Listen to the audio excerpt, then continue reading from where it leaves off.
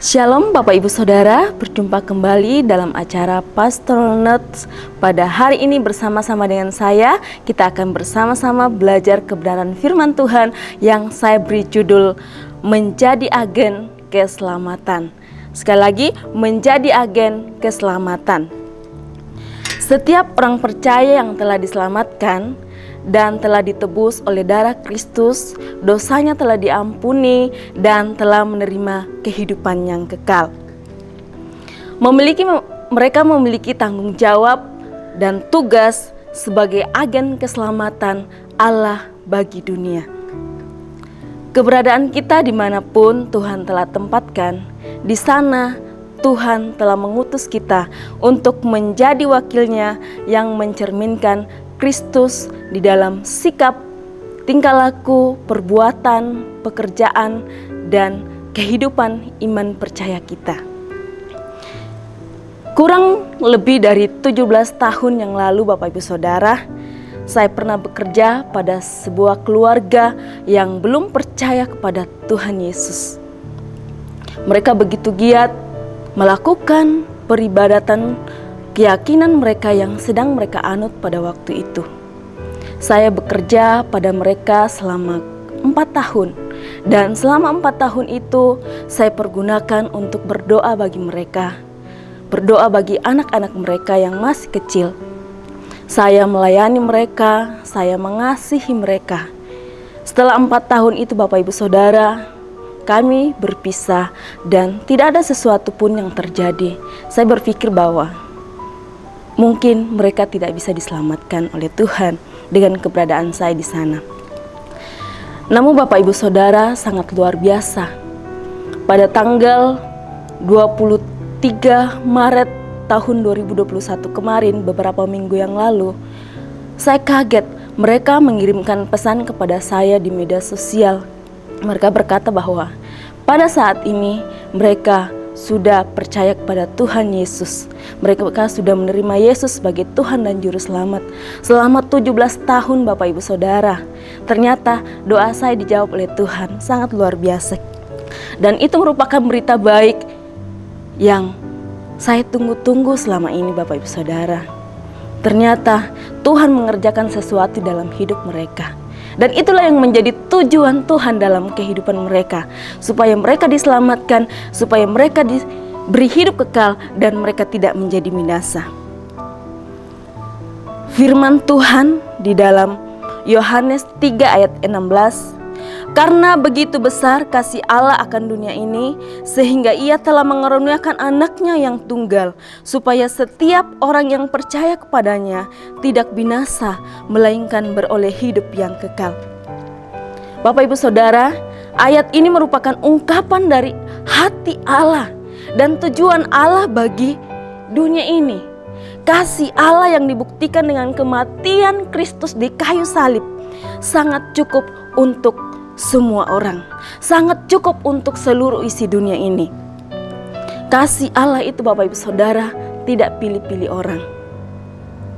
Entah itu bos, entah itu bawahan, entah itu kaya, entah itu miskin, entah itu berpendidikan atau tidak, entah itu kalangan atas atau kalangan bawah menurut pandangan manusia. Dari bangsa manapun, semuanya Tuhan mau selamatkan. Namun seberapa sering kita Bapak Ibu Saudara, kita menilai orang dari posisinya, kita menilai orang dari penampilannya, gaya hidupnya, kita menilai orang dari atribut apa yang sedang mereka pakai, bagaimana ketaatan mereka dalam keyakinan yang mereka sedang anut. Dengan cara pandang demikian, kadang-kadang kita membuat sebuah kesimpulan yang salah, bahwa orang itu sangat sulit untuk diselamatkan. Orang itu tidak mungkin untuk diselamatkan. Orang itu tidak mudah untuk didekati. Sehingga Bapak Ibu Saudara, kita menjadi membatasi diri untuk mendekati mereka. Mereka tidak pernah mendengarkan Yesus dalam kehidupan mereka. Bahkan kita mungkin membatasi kuasa Allah bagi mereka Bapak Ibu Saudara. Sampai mereka benar-benar memang tidak pernah diselamatkan dan mereka menjadi binasa. Sangat menjadikan kita sebagai orang percaya yang sudah ditebus oleh darah Yesus. Kita sudah diselamatkan. Kita harus yakin Bapak Ibu Saudara bahwa kita sudah benar-benar menerima Dia sebagai Tuhan dan Juru Selamat dalam kehidupan kita. Secara pribadi, kita harus yakin bahwa kita tidak akan binasa, melainkan kita akan beroleh hidup yang kekal. Kita juga harus perlu Bapak Ibu Saudara menyadari bahwa begitu banyak orang-orang di sekeliling kita yang belum diselamatkan. Mereka akan binasa. Siapa lagi kalau bukan kita? Pertanyaannya adalah bagaimana caranya supaya orang-orang itu bisa diselamatkan? Jadilah agen keselamatan Allah bagi mereka.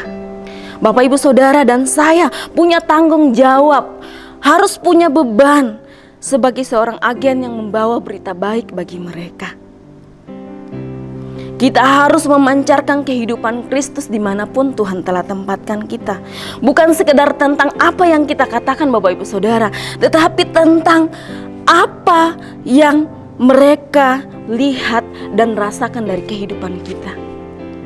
Bukan tentang apa yang sering kita khotbahkan, apa yang kita katakan kepada mereka, tapi tentang bagaimana kehidupan kita di hadapan mereka. Bagaimana hidup kita ini bisa memberi dampak yang baik bagi mereka. Bagaimana kita bisa mempraktekkan iman kita ketika kita menghadapi sebuah masalah dalam kehidupan kita. Bagaimana kita memperlakukan orang lain. Apakah kita memperlakukan orang lain sebagaimana Yesus memperlakukan mereka dengan penuh kasih? Apakah mereka bisa melihat ada Kristus dalam kehidupan kita, atau apakah mereka bisa melihat ada iman di dalam hidup kita? John dan Charles Wesley adalah orang-orang yang amat rajin melayani Tuhan.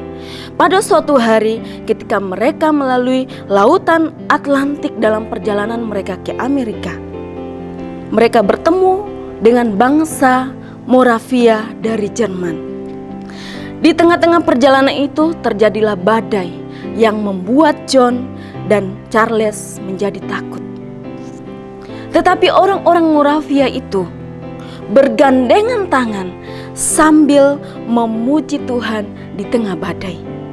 John dan Charles amat terkesan dengan iman orang-orang Moravia tersebut.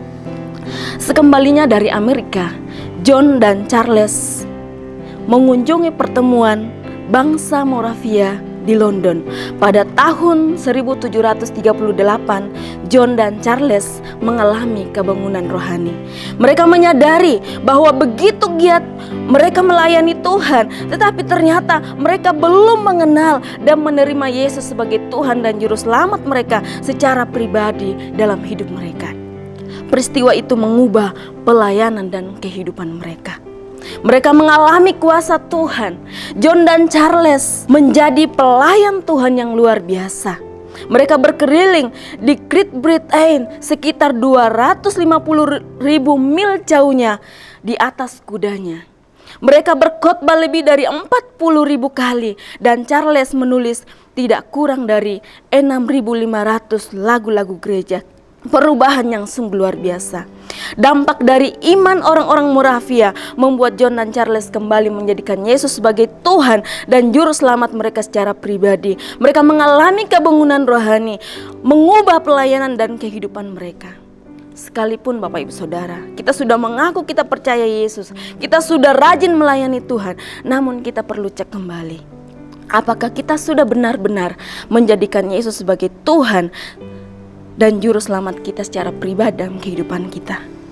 Jadilah agen keselamatan dimanapun Tuhan telah tempatkan kita. Semakin banyak yang melihat dan semakin banyak yang diselamatkan, dan semakin banyak orang yang tidak akan binasa.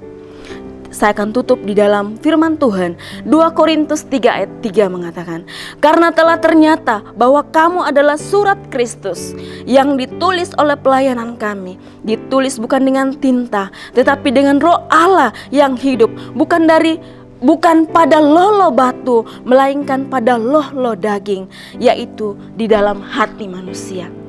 Ukirlah keselamatan itu di dalam hati manusia. Kiranya Tuhan memberkati.